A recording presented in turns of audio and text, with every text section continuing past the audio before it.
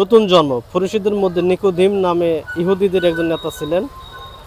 একদিন রাতে তিনি ঈসার কাছে এসে বলেন, হুজুর, আমরা জানি আপনি একজন শিক্ষক হিসাবে আল্লাহর কাছ থেকে এসেছেন, কারণ আপনি যেসব অলৌকিক কাজ করেছেন আল্লাহর সঙ্গে না থাকলে কেউ তা করতে পারে না। ঈসা নিকোদিমকে বললেন, আমি আপনাকে সত্যি বলছি, নতুন করে জন্ম না হলে কেউ আল্লাহর রাজ্যে ঢুকতে পারে না।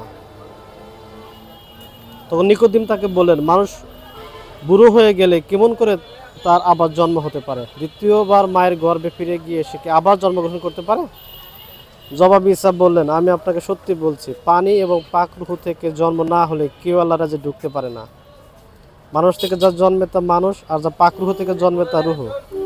আমি যে আপনাকে বললাম আপনাদের নতুন করে জন্ম হওয়া দরকার, এতে আশ্চর্য হবেন না।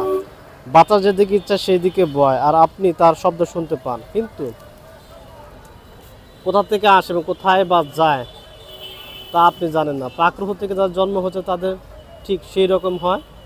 নিকোদিম ঈসাকে বললেন, এ কেমন করে হতে পারে? তখন ঈসা তাকে বলেন, আপনি বনী ইসরাইলের শিক্ষক হয়েও কি এইসব বোঝেন না?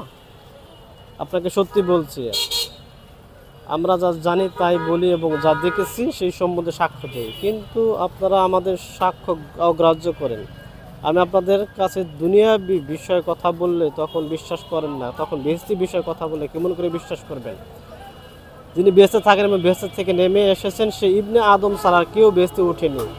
মুসা নবী যেমন মরুভূমিতে সেই সাপকে উঁচুতে তুলেছিলেন, তেমনি ইবনে আদমকে উঁচুতে তুলতে হবে, যেন যে কেউ তার উপর ঈমান আনে সে অনন্ত জীবন পায়। আল্লাহ মানুষকে এত মহব্বত করলেন যে তার একমাত্র পুত্রকে তিনি দান করলেন, যেন যে কেউ সে পুত্রের উপর ঈমান আনে সে বিনষ্ট না হয় কিন্তু অনন্ত জীবন পান।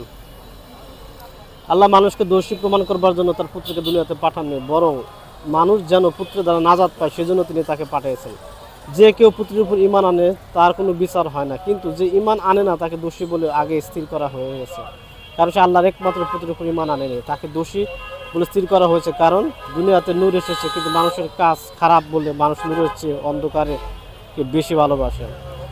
যে কেউ অন্যায় কাজ করতে থাকে সে নূর ঘৃণা করে, আর অন্যায় কাজগুলো প্রকাশ হয়ে পড়বে বলে সে নূরের কাছে আসে না, কিন্তু যে সত্যের পথে চলে সে নূরের কাছে আসে, যেন তার কাজগুলো যে আল্লাহর ইচ্ছামতো করা হয়েছে তা প্রকাশ পায়। ইয়া আলাইহিস সালামের সাক্ষ্য। এরপরে ঈসা ও তার সাহাবীরা ইহুদিয়া প্রদেশে গেলেন। সেখানে তিনি তার সাহাবীদের সঙ্গে কিছুদিন থাকলেন এবং লোকদের তরিকাবন্দি দিতে লাগলেন। সালেম নামে একটা গ্রামের কাছে ঐনন বলে একটা জায়গার তখন ইয়াহিয়া তরিকাবন্দি দিচ্ছিলেন, কারণ সেই জায়গার অনেক পানি ছিল আর লোকেরাও এসে তরিকাবন্দি নিচ্ছিল। তখন ইয়াহিয়াকে জেলখানায় বন্দি করা হয়নি। সেই সময় শরীয়ত মতো পাক সাফ হওয়ার বিষয় নিয়ে ইয়াহিয়ার সাহাবীর একজন ইহুদির সঙ্গে তর্ক শুরু করছিলেন।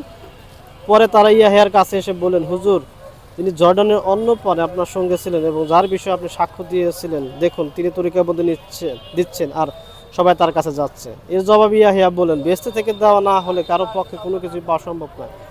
তোমরাই আমাকে বলতে শুনেছো যে আমি মসিহ নই, কিন্তু আমাকে তার আগে পাঠানো হয়েছে। যার হাতে কন্যাকে দেওয়া হয়েছে সেই বরের সঙ্গে দাঁড়িয়ে ভরের কথা শোনে এবং তার গলার আওয়াজ শুনে খুব খুশি হয়। ঠিক সেভাবে আমার আনন্দ আস্পূর্ণ হলো।